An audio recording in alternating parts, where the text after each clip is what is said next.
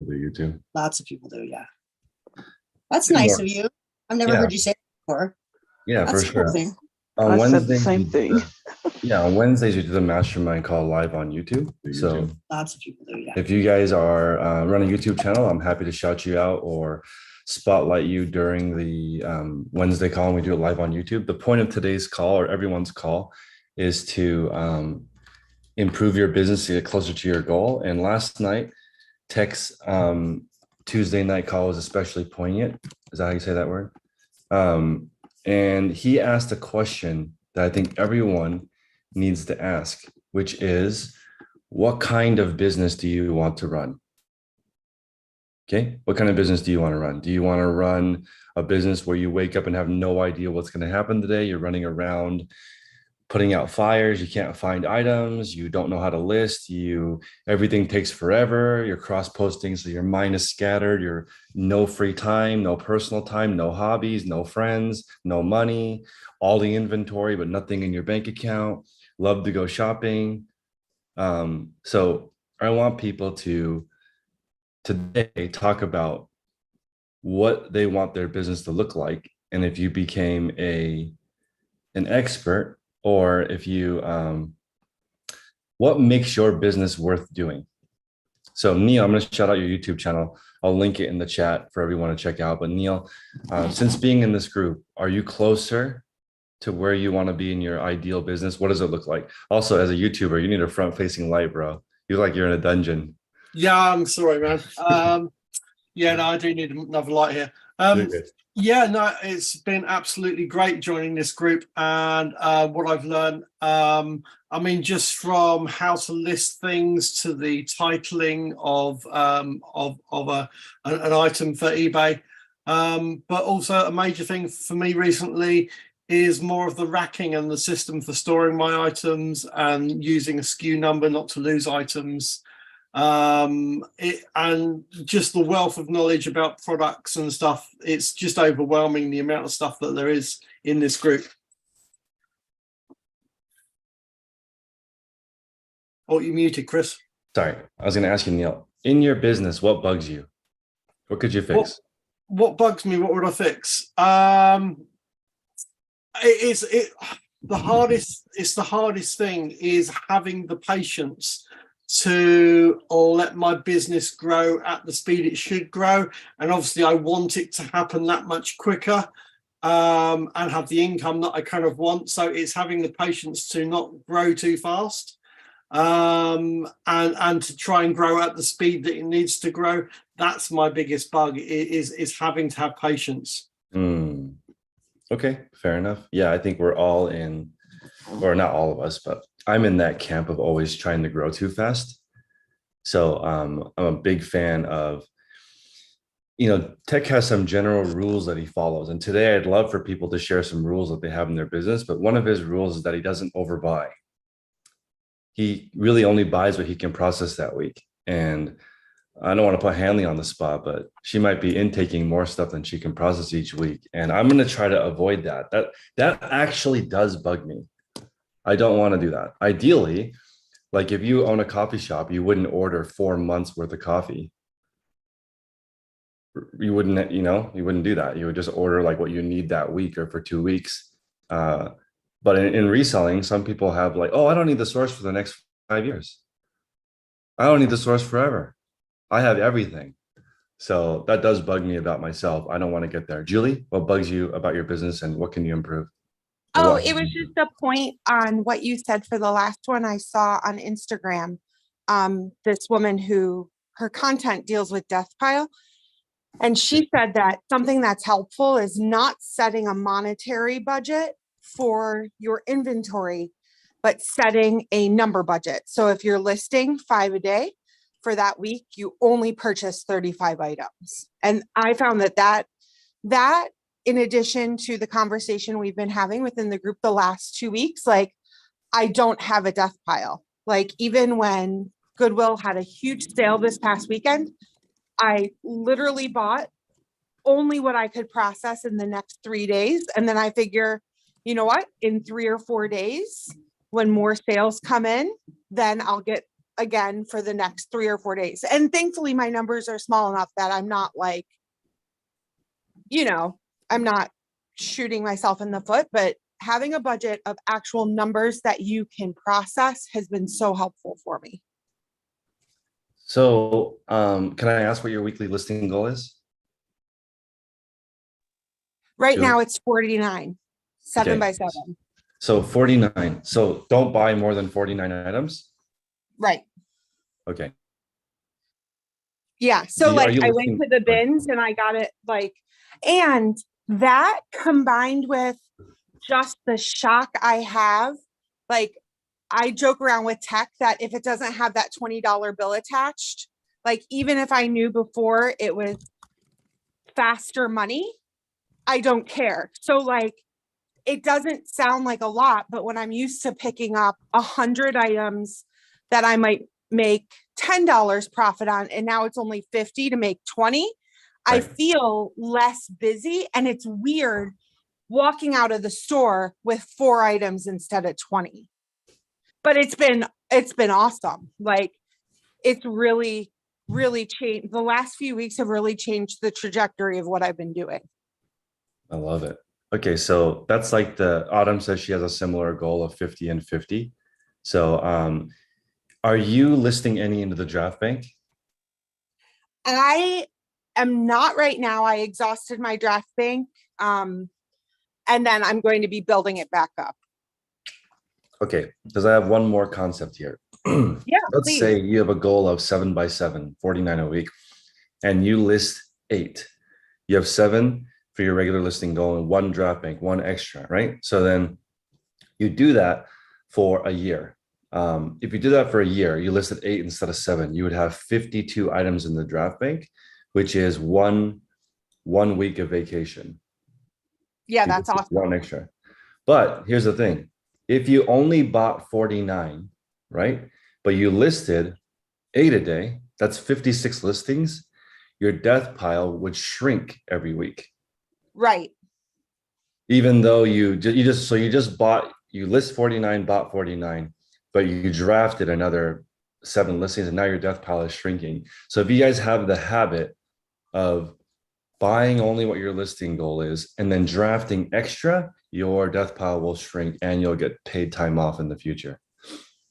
And thankfully, like I said, I do not have a death pile now. I either got rid of very little, but I processed everything because I'm like, why would I go spend more money when I have money tied up in this?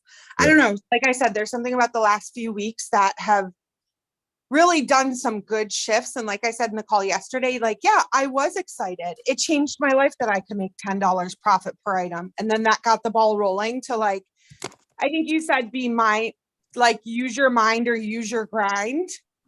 And I'm like, wait a minute, I'm smarter than processing all these $10 items. Just slow down and find the good ones. And then it grows faster.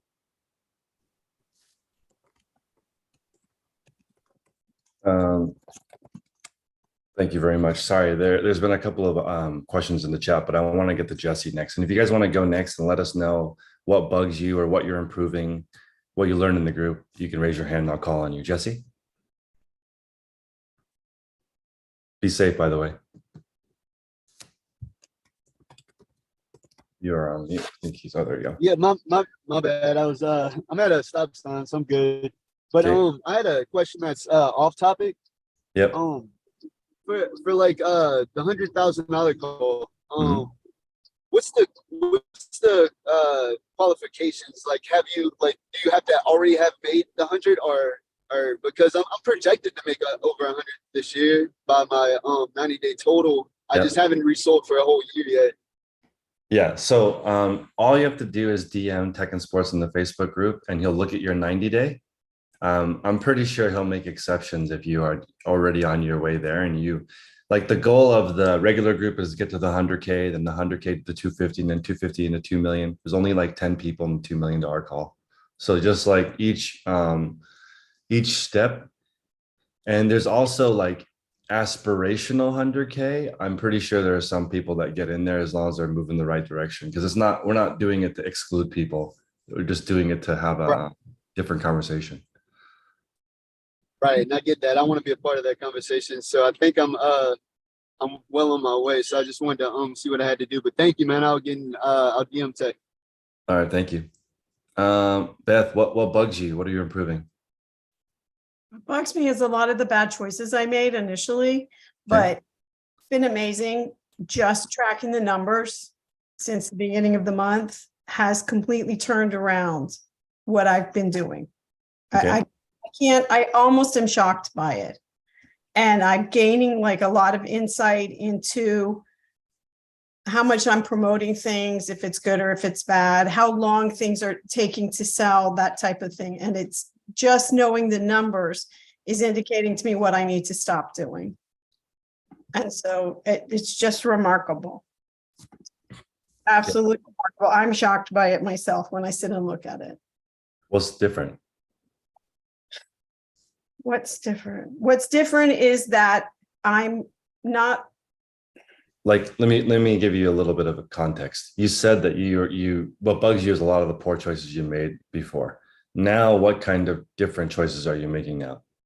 It kills me, but I'm standing there saying, this isn't going to make me any money. Walk away, walk away, walk away. And I have to say, I haven't walked away 100% of the time, and not make me money means it might make me $10, but not. And everything I do, I'm like 8 into 30, 8 into 30, 8 into 30. No, it's not going to make me 8 into 30. I got to walk away. And then also you said, list 10 good items and see what happens. Right. So I've been trying to pay attention to what I'm listing daily. And you said list 10 good items and see what happens. And the other thing you said was calculate or think about what the price, the value of everything you list in a day is. So if I'm going to list 5 items and I'm expecting to sell them for $20, well, no, that's kind of stupid because I'm not going to make any money. So when I'm selecting what I'm making, I'm trying to list the higher value items and then throwing in a sum of the lower value items just so I can move them if they're simple and easy to list. If they're not easy to list, I'm putting them aside, and I know there'll come a day when they'll go out the door to the Goodwill, but I'm not quite there yet. So just being more disciplined about doing what you're telling us to do. I think that's it, being more disciplined. You mentioned also understanding your numbers more. Absolutely. That actually is key. So, thank And you. I'm writing them down like Tech told us to do. When you use a paper and a pencil and you do the math as opposed to a spreadsheet, it makes all the difference. I 100% agree. Guys, everyone should be writing and we mentioned this, and a lot of people have been asking for that call. It's like, I think February 1st, where he goes over the exercise of writing down $1 cost, whatever your cost of goods is, let's say it's $5. Write down what happens when you sell it for $1, $2, $3, $4, $5, and all the way up to a number that makes sense to you. Yesterday in the group, somebody said $32 makes sense to them. That's the business they want to run, items at $32 and above. So I think that was Christine, maybe. The number that you were looking for, that's the number, that's the question for today. What kind of business do you want to run? Do you want a $5 into $10 business, right? $10, including shipping, you would be losing money. $10 plus shipping, you would be in what we call grind mode in the group, where you're really grinding out hundreds or thousands of items to make a living. But I want to share something, Beth, because that numbers thing is huge. Yesterday on my live, you guys want to know what the number one comment was? It was because I was saying on Poshmark, what do I like most about Poshmark? I like that everyone is priced quadruple what I'm priced. That's like my favorite part. I'll sell something for 15. It sells on eBay for 15. Everyone else has it for 80, right? And then the number one comment was, I would rather have high prices and no lowball offers than lower prices and lowball offers. And I'm like, you don't care about the sales part? You only care about the offers part. You don't want lowball, so you price your items high. You're still going to get lowballs. I don't understand the mentality of, Chris, I'm going to price so high, nobody sees my listings. I think people just copy other people. It's crazy. It's like the most, like now I'm thinking maybe Poshmark's better than eBay because people are out of their minds. Their pricing is so high. It's based on, like, a lady was telling me she's been on Poshmark for 6 years. She's never had more than 4 sales a day. She's full-time. Never had more than 4 sales a day, full-time, 6 years. And I looked at her closet. I'm like, yo, you every single one of your items is more than the store. How do you even have 4 sales a day? How you can go to the mall and buy an item for cheaper than in your store? How is that possible? Well, Who told you to price your items this high? and you guys have told us when you do store reviews, your items are priced too high, right? Yeah. So not only am I keeping track of the numbers of the dollar numbers, is I'm keeping track of how they sold, what numbers were promoted, what number was the best offer, when was this offer I made, and how many were full price offers. And yesterday I had 3 full price offers. I love it. 3. And that sounds like nothing, but I sold 7, or I sold 8. Yeah, I sold 7. So, I mean, that's huge. That means I'm pricing my items right and I'm buying better items. Okay, so I have a question for everyone in the group. I say that you're priced too high, but to who? Who am I talking about? I don't think your prices are too. I don't care. Who thinks your prices are too high? Our customers. Your customers. So I don't. When on Poshmark, the solds are not real. You can't actually tell what things sell for. You should use eBay for comps, and it's just like, if you are just pricing what you want for the item, that makes 0 sense to me. I don't know where that toxic mentality comes from. How come you're not selling items based on, maybe, I don't know. I've never thought of it like, what do I want for the item?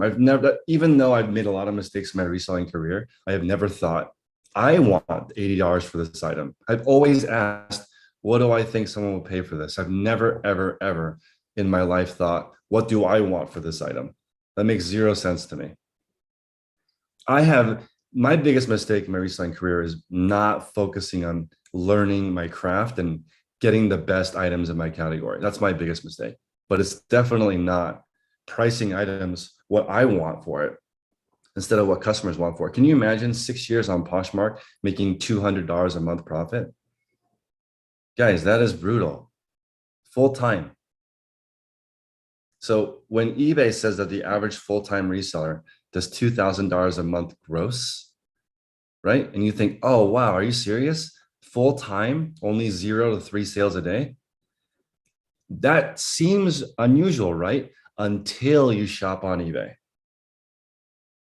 right? Have you guys looked at a store where not one of their 2,000 items you want? That is the reality.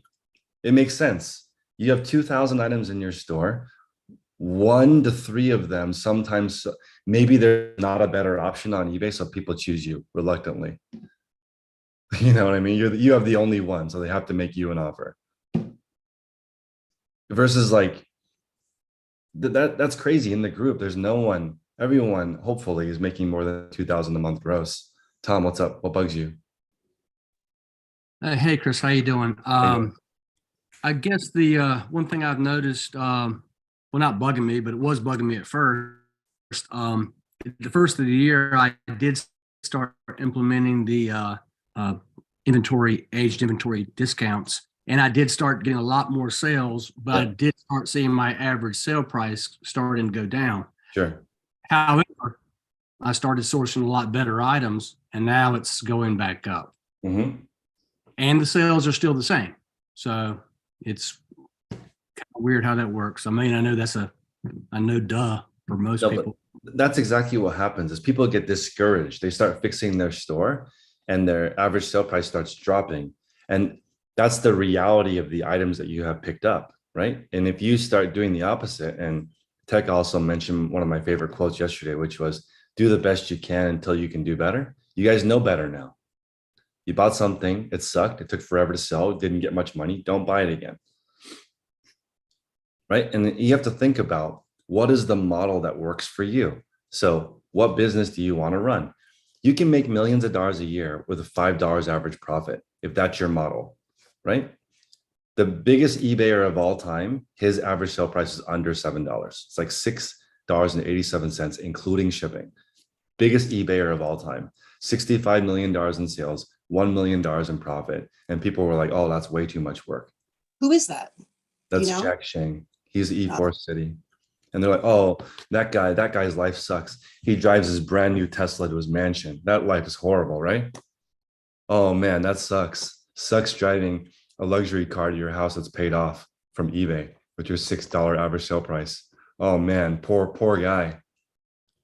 Poor guy, 14,000 sales a day. That model works for him. What model works for you? So the thing is, like, you may say, no, I don't want $20 profit. Okay, that's fine. But then is your model working for you? That guy is like the nicest guy ever. You would have no idea. He does not look stressed out at all. 14,000 sales a day. Looks fine. Maybe a few gray hairs because it's like a lot of work to do that. But in order to build a business that big, your processes have to be really tight. It's not easy to sell 14,000 items a day. Or most people don't even do that in a year. That's every day.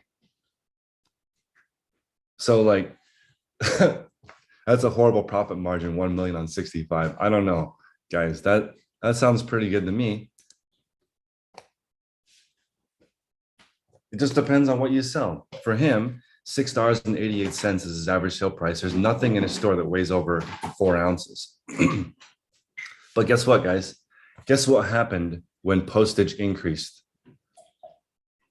He sells common household goods. What happened to Jack Shang when postal prices increased? What do you guys think? He takes the loss. He went out of business. I bet. He switched categories. He used to sell common household items, but not anymore. He sells something else now because postage put him out of business. But he already knew that. So he moved on to other things. Now he does private label. But back in the day when he was selling the most, he had 3 eBay accounts with over 1 million feedback. Right? And then he was the first eBayer with 2 million feedback and the first eBay with 3 or whatever millions of feedback. Ridiculous. Like everyone here has probably bought something from him and you didn't even know. You probably didn't even notice because he sells common things that people would use, like an eyeglasses case. I remember because when I was at Dollar Tree looking up, I asked the lady what sells really well at Dollar Tree, and she says eyeglass repair kit. We sell that every day. Eyeglass repair kit. To sell tons of those. So I looked on eBay. That guy was selling it at the time, like $4.98 free shipping. Like 985 sold, 40 sold today. So it's just interesting, right? Looking at the thing, what business works for you? We are not saying that under $20 profit, shame on you. We never said that. We just said that it's easier to be, if you are a solo entrepreneur, $13, $20 items is not easy, but most jobs that make $100,000 a year are not easy. It's $274 a day, makes you $100,000 a year. $20 profit, that's 14 items a day. 13 or 14 items a day, that's the easiest way to make 100K, but it's not easy. Easiest and easy are not are different. Because who here thinks 52 $5 items is easier? Is that easier? Storage, you're going to list 52 items 365 days a year versus 13. Everybody here can wrap their head around 13. So now you just need to go shopping all day. That sounds easier than grinding out 52 listings a day. Speaking as someone who has done that before, it's a grind. But Hanley, can I make an observation about that? please. I've noticed in the group, and like since this whole 18 to 30 thing kicked off, and Yep. everyone's gone bonkers, and it's all anyone talks about, and everyone's changing their business models, and this is like one of those waves, right? Do you know what I've noticed? Is that everyone that's doing really well and has been doing really well for a while hasn't changed anything. They're so confident in their business model and what works for them that they don't even pay attention to this wave going through the group. They're like, yes, that's right, that's fine, that's good. I do what I do and it works for me. And all of us who are lacking that bit of confidence, including me, is paying so much attention to this and paying so much like trying to fit in with it and change this and change that because we don't have confidence in the business model we have. We don't have confidence in the business we run. So we're so easily influenced by these things. And I'm not saying in a bad way, because again, we over fixate on it. Like you said, no one ever said making £15 profit is bad and you should only be making 20. But everyone in the group, like all the big sellers, the higher sellers, the ones that have been doing really well for a really long time, they're not the ones going through this wave, talking about it all the time and changing everything. That's 100% true. And the thing is, like, what this group is, I can tell you guys how to get your money out of the group. You have to figure out what you want your business to be. And this group is a filter. You're like, okay, I want to do this. I want to make $1,000 a week, right? $20 profit. That's 50 items per week. That's 7 a day. Does this new information help me sell 7 a day? Right? That's why people who are doing well don't get distracted, because either it helps you or it does not help you. Right? So like here, let me give you an example. This is Jack's store. He has sold 12.1 million items on eBay. He has 4.5 million feedback. Okay. His average sale price was, when he was the #1 eBayer, under $7. Now it's a little bit higher because shipping is different and he sells different things. Obviously, some of these items are no longer 4 ounces. They're heavier. He has shifted, but like this little car holder, 8,151 sold. Guys, this is a super duper expert listing. It's not that this probably took months to figure out how to get it, like how to make the right keywords in the title. This is unbranded, right? So how come he sold 8,151 of these? It's not by accident. This is like a lot of work to get this. Free shipping, free returns, very cheap, very affordable. This has all the tricks on it. I mean, not all the tricks, but most of the tricks. There are still some tricks that this guy has not done, like no coupon. But there's few things that he could do to even improve his listing. And this guy has 4.5 million feedback. But it works for him. He doesn't care about 8 and a 30. But here's the thing. He wouldn't dismiss you and say you're an idiot. He would say, that probably works for you, doesn't work for me because my average sale price is only 10. So this group is a filter. You listen to the group and you don't change direction every time someone says something. You just think about, does that apply to me or not? Right? So when did I switch from common mall brands? Common mall brands are okay. It's just that understanding which of the common mall brands is valuable is the part that I wish I'd spent more time on. The deep dive. Go ahead. Precisely like the $10 profit. Yeah. So like when I first started, because I have started multiple businesses that have not worked in my life. When I heard that you can make a $10 profit on something and you don't have to make it yourself, it blew my mind. I don't have to make this. I can just go find it and I can get a $10 profit. I just didn't, for me, I'd already thought, wow, that is the most insane thing ever. Right? Because at the time when I first started eBay, I was already making $60 an hour at work. And I was like, I'd rather sell 6 items an hour than do my day job. This is like, much easier to sell 6 than negotiate with engineers all day in Silicon Valley to buy something they don't need. You guys want a job where you want to punch yourself in the balls every day? Try to sell something to people who don't need it, that are really cheap and have no emotion.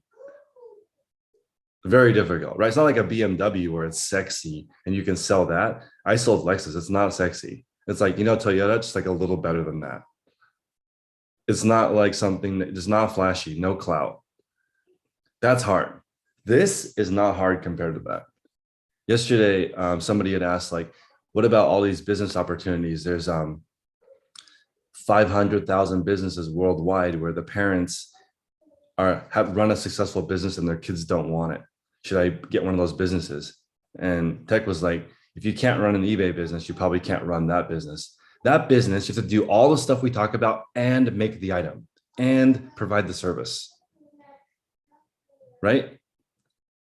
So I think everyone needs to be humbled, because it's not like, I don't know. I'm not saying this is easy. I'm just saying this is easier than other things. And then I don't know what to say. It's just, I've never taken this for granted. $10 profit to me still seems like a lot.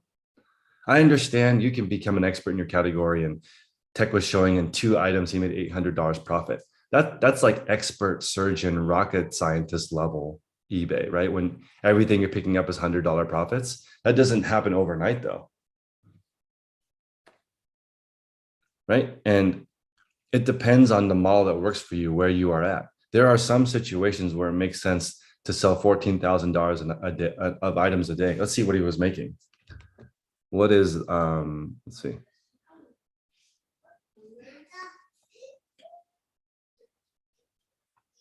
Guys, he was making 20 cents an item. 20 cents an item. But he could have 100 Lamborghinis if he wanted to. He could get his own island. $1 million a year is not that easy. Not that many people make $1 million a year. It's pretty rare, actually. Top 1% in America, I think, is 400,000 a year. $1 million a year selling stuff on eBay. That's pretty amazing.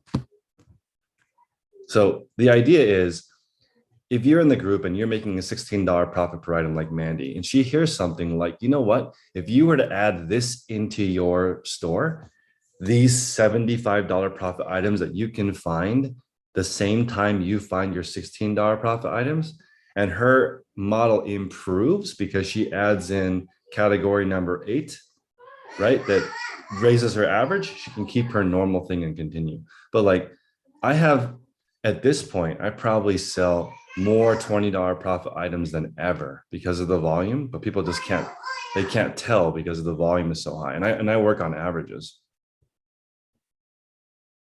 Like, as an example, for sure this year, I will sell 20,000 items for more than $20 profit. Just that part.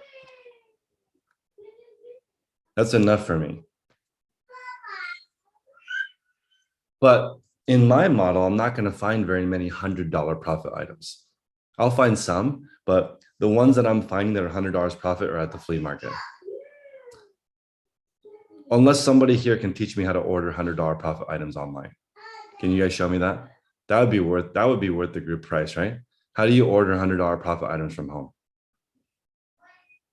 You can't really do that. It's smaller. I can go find a $100 profit item. So it just depends on what it is.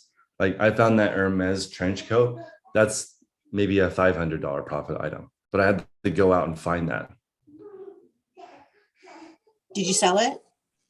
No, Did you turn it to the Real? I haven't yet. It's in my Real What- pile. Okay, so you're gonna send it to the Real. The lady, yeah. So let's see, what's my lady's name? I'll give her a shout out. She comes once a quarter. Oh, Beatrice.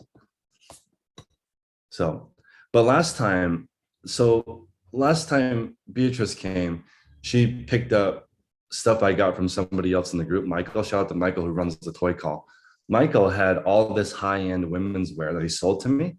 And these brands were amazing. But it was expensive per piece. So I wanted to get more money. So I had Beatrice from the Real come, and she took all of it. And she was like, oh, it's $40,000 worth of stuff. I'm like, great. That's what it went into the Real as. I only got 8,000. So I'm like, damn, that's a heavy rake. Like, they took a lot of money from that, and they had to discount it a lot to get it to sell. Like, at the end, they sold it for probably like 14 and I got 8, which is not a terrible split, and not doing any work is nice. But if that company can't get all the money, how come people are asking all the money?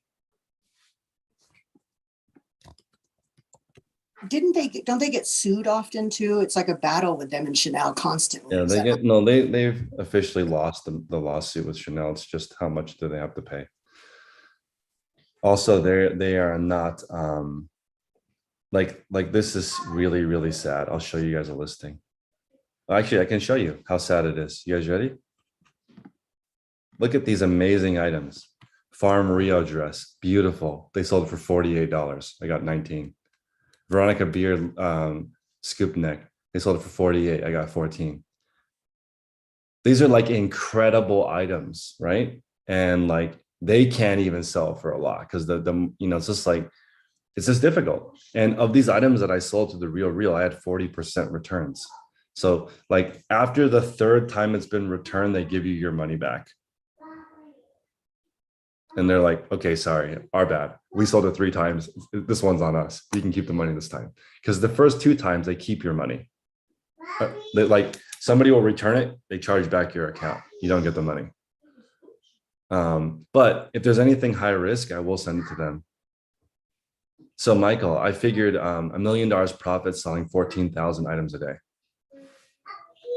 And to give you another example, another extreme example, the guy who started Kinko's is a billionaire, right? His average sale price at Kinko's, $1. $1. He became a billionaire selling things for $1.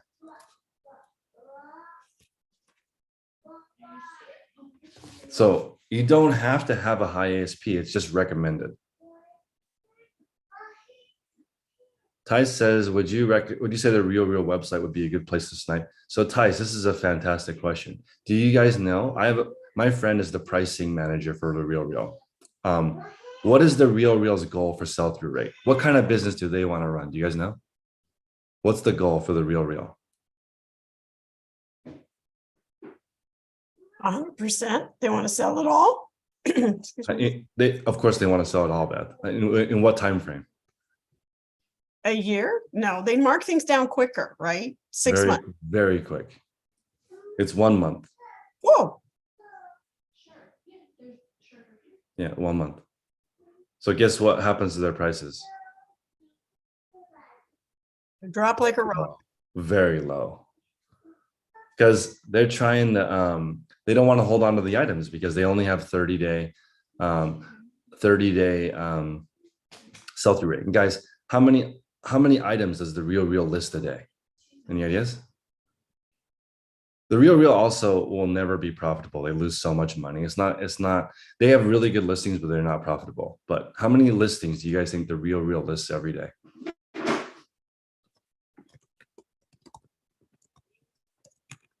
And hold on 1 second. They have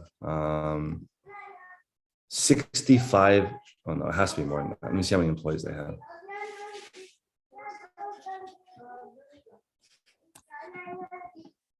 But I want to ask you guys, how many items do you guys think they list every day? Let's see. I think it's 1,000.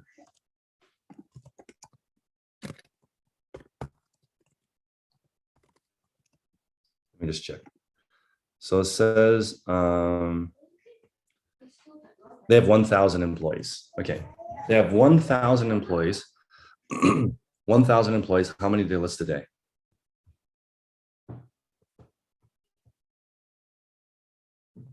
No guesses? They have 1,000 people that work there. How many items do they list per day? They should list at least 10,000 a day. 20,000 a day. So the Real lists 20,000 items a day, and they have 1,000 employees. Guys, do the math on that. Do you think that's profitable? That's 20 a person. No, I mean, I'll save you guys a suspense. They lose millions of dollars a month. They're doing bad because 20,000, that's 20 listings per person. Everyone listening right now can do 20 listings without the insane overhead of that.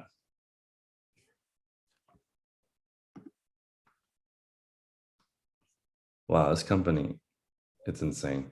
I But- thought it would be 65 a person at least a day with him. That's where I came It's up with that pretty slow, 20 a 65,000. day on average.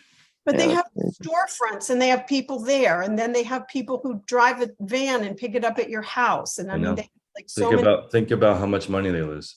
right? I mean, they Oh, came yeah. to my front door and picked things up. And they come right to your door to pick things up. They What come kind right of to a model is your, that? That's terrible. they come and they have these beautiful bags. They put everything in and they tell you what they think is real and what they don't think is real and what they like. Some things they need to get a double check. They're like, "Well, I think it's real, but I'm gonna have somebody else double check, or these are definitely fake." So Tice, the reason why they don't go out of business is because they are hoping to get sold one day, or there's equity. Let me look. I'll show you. This is how they don't go out of business. They've raised 368 million or $357 million. So they're hoping to get, they're on their Series H funding. So like A, B, C, D, E, H, all the way to H. That's how much money they've raised. A ton of money. So investors keep it alive. Yeah. No, John, that's exactly the point. The point is 1,000 people are not doing the listing. That's how inefficient it is. When you run your own business at home, right? You're the only person working. That's the point. It's kind of similar to Uber, but I think Uber is way better. The thing is that you guys understand the point that I'm making. When you have a company where not everybody is listing, someone just costs money and they're not increasing the revenue. Hopefully that makes sense, John. You know, Sally in accounting, she's not adding money to the bottom line. She just costs $90,000 a year. Right? But if it's just Catherine and her sister Elmira, and they both list 50 items a day, that's better than the real. You know what I mean? Killer. Her name is actually Karen. Okay. Is it really? Yeah. So Catherine, what bugs you in your business? What could be better? And what have you improved? You know, it's something you said the other day, and it's funny how you can listen to podcast after podcast or be in on these meetings, and one sentence will just like hit home. And the other day you said something like, well, I can always just work more. And so a couple of weeks ago, I was actually looking at part-time jobs to add to doing my eBay business.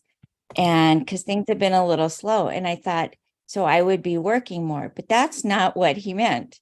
I can work more at eBay and earn more than I would taking a part-time job.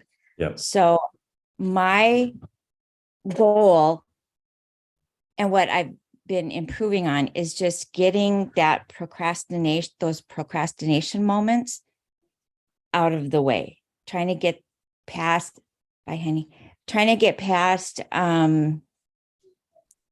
those moments when I'm stuck between tasks and taking too much time to get to the next task. That's where I tend to procrastinate the most. So, but what I have improved so far is buying items that are worth more, that are selling for more. And that's actually been more fun, because if you buy items that people want and that make you a bigger profit, it's more fun to list them. When I've come home with items that are kind of like, I put off listing them because I don't want to. They're boring. They're not going to make me much money. I tend to set those aside. That makes sense. But yeah, I've always thought, I don't know what's wrong with me, but I just thought if I want something, I can just work a little more and get it. I've never thought like, oh, that's so expensive. Guess I might as well give up. Who told you that? Right. And I've always had, I've been working since I was 13. I've, all through high school, college, I had jobs, sometimes 2 or 3 at a time. And so I'm not afraid or opposed to hard work or putting in more time, but why would I do it outside of this job when I can just work harder and more efficiently at what I already have set up? I mean, I've always operated that way. But I don't know why people, like yesterday, somebody was like, when do I get to take a break or something, but they're not where they want to be. Is it too brutal to say not till you get there? You said you wanted it, right? Then why do you need to take a break? I don't understand. Just I go think some straight people there. need it. Hmm? We need it to be that direct. We need that kick in the butt sometimes. Because like if you have a job, all you need to do is the bare minimum to not get fired. Who is doing the bare minimum on their dream? That sounds horrible. I've actually thought, okay, guys, I'm gonna be real with you. I now have 2 kids, and I'm thinking, you know what? My time, maybe this is the most time I will ever have. Because they're tiny, right? What happens when they have sports or recital or trip? I'm gonna have even less time. So like, I'm just thinking now when I get to work, I'm like, I'm gonna work as hard as possible because I feel like I'm gonna have less time in the future, not more time. So I don't want to wait. I want to get all of it now. Yesterday, we had a babysitter come for 1 hour. I think that's the first like break we've taken really for a long time. We can't even remember the last time we took a break for just an hour. We just went for a drive for an hour. And I was just like, man, trying to do it, like live in California, have 2 kids, save for their tuition, all that stuff. It's like insanely difficult. And there's not that much time. So you guys, I don't understand the bare minimum. I actually cannot even understand that. You know how Tech says, I can't understand people who like constantly overbuy or like whatever, all the different things. I can't understand putting the minimum effort on your dream. I can't. I've never done that. I always really want my dream and put in definitely more effort. Definitely more than my job. Yeah, bare minimum on your dream. I don't know what that is. I don't know. I don't even know what to say. So Angie says 7 kids in elementary sports all the way up to Division 2. I love it. I love it. That is epic. Thank you, Angie. That's beautiful. 7 kids. So I bet if Angie can do it, we can all do it. She has 7 kids. What are y'all complaining about? I just think I don't understand the bare minimum part. If you guys learn that from the group, how many people have joined the group and they're more efficient with their time and their family is better? Right?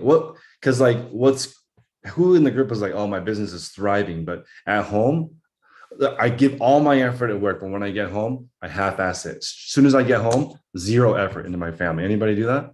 I've never heard of that either. You can't turn it off like that. You can't be like at work, everything, all I's dotted, all T's crossed, trying to do my best, go home, mail it in. Lay on the couch. Don't help with anything. Don't play with my kids. Turn the TV on, give them an iPad.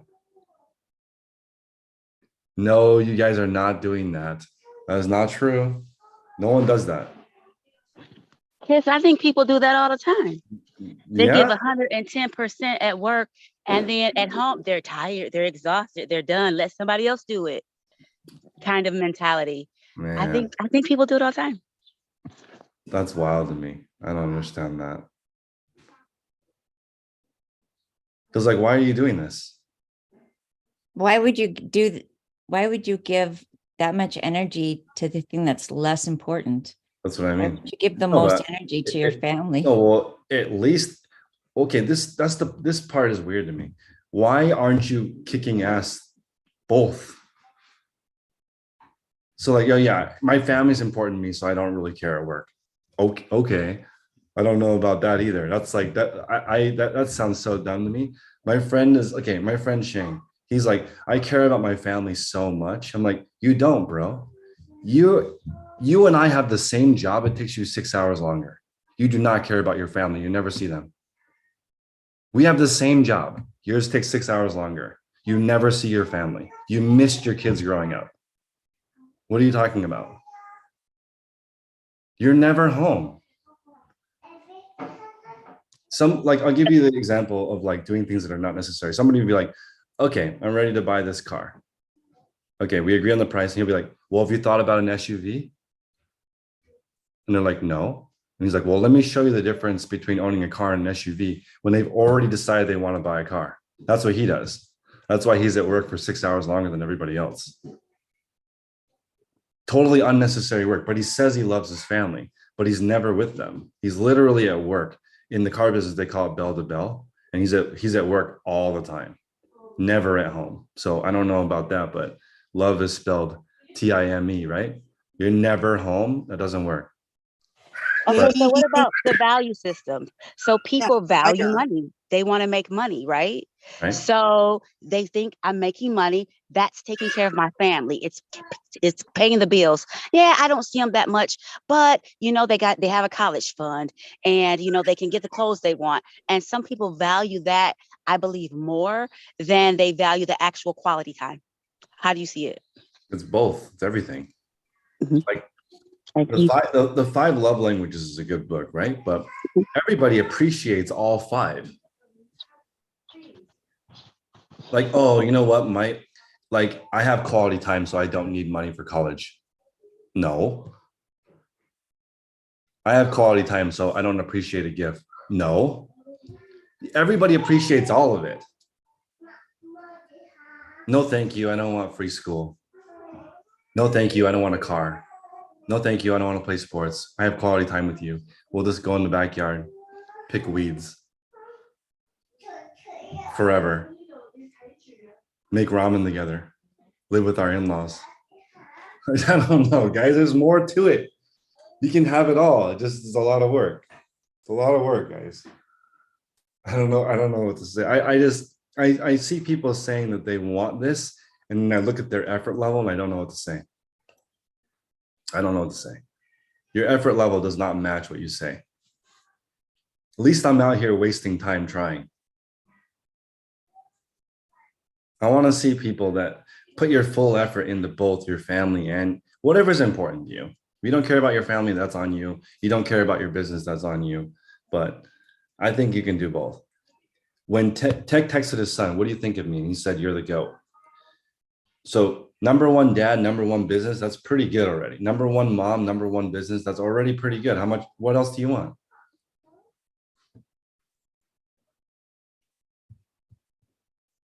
So, Chris, you're saying people can do it all? You can. That's what I'm hearing. Like they can run a top-notch business, be Yep. a top-notch parent, Yep. and have quality time, vacations, all this, Yep. just a well-rounded life. Yep. Okay. But it takes all day. You gotta wake up and kick ass until you fall asleep. There's no other way to do it. There's no easy mode for that. Right. Okay, when my wife said to me, you're doing pretty good for a small business owner, to be honest. Most small business owners are never home. When you hear small business owner, I think person at a pizza shop that's there at 4 a.m. baking bread and they go home at 7, they're exhausted. They do the best they can with their kids and fall asleep. That's what I think of with small business owner. When I think eBay seller, I think unemployed. They list a couple of things here and there, 6 hours online. You know what I mean? It's not like a profession that people respect. Oh, you're an eBay seller. Nice. You must have went to a good school. You must be very organized. You must have turned down a lot of good jobs for that. It's not like that.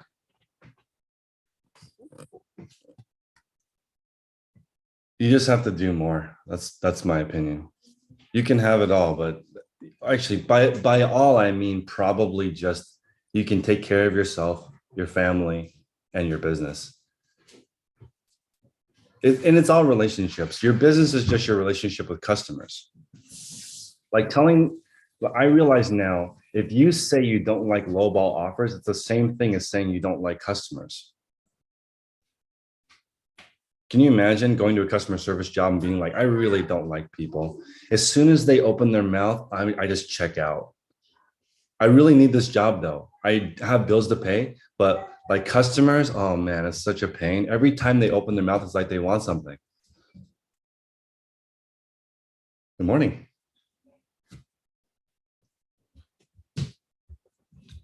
Good morning. No. Misty says, stop negotiating with yourself. That's a good one. I think you can have it all. It's just, I don't know a part-time version of that.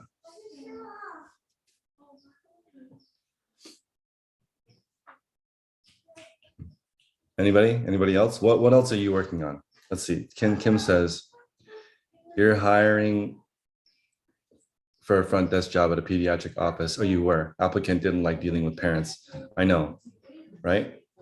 Don't like parents or kids, but let me apply to this pediatric job.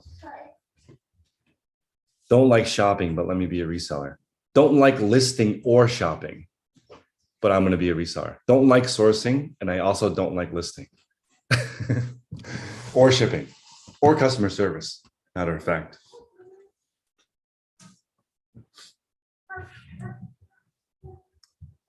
Nice. So James just got accepted into the London Marathon. I love it. So everybody follow James Bold Finds on YouTube. Somebody on YouTube, please type that in the chat. But when I trained for the half marathon, that was fantastic. It was so good. Currently schedule is an issue. Too many things going on. Yeah, Russell, that's key. So Robert, hopefully you're still here. Your question earlier was what happens if your supplier brings you more things than you need and you have to take it all? You need an avenue to sell the stuff that doesn't fit in your model. That's how it works. So as an example, I still buy jeans from my flea market vendor, even though that's not my business anymore, just to keep that channel open, but I just sell it to somebody else. You have to have otherwise you end up taking in more inventory than you can list. And that is rule number one of reselling, which Julie talked about earlier. If you list 49 a week and only buy 49, and you list more than 7 a day and your death pile starts to shrink, you're in a really, really good point. So like, Robert, that relationship is really important, and it's really hard to create inventory inbound. So if somebody's bringing you inventory all the time, you want to protect that, but you also can't overbuy. So you have to be able to tell them, hey, you know what? I can only buy this much. And if you have the right communication with them, they usually won't be mad at you unless it's like you're their only customer. That's tough, but you still can't overbuy. So I'm going to end the conversation today before we go to the beginner call with what kind of business do you want to run, guys? And for me, I am still deciding how long I want to hold inventory. I know not longer than 90 days, but I haven't decided if I want to be shorter. Like the Real, they slash prices, like Tice was saying, to get to that 30-day sell-through rate. They sell a $500 item for $50, which would make Autumn cry. But they turn that inventory over. They do not have stale inventory.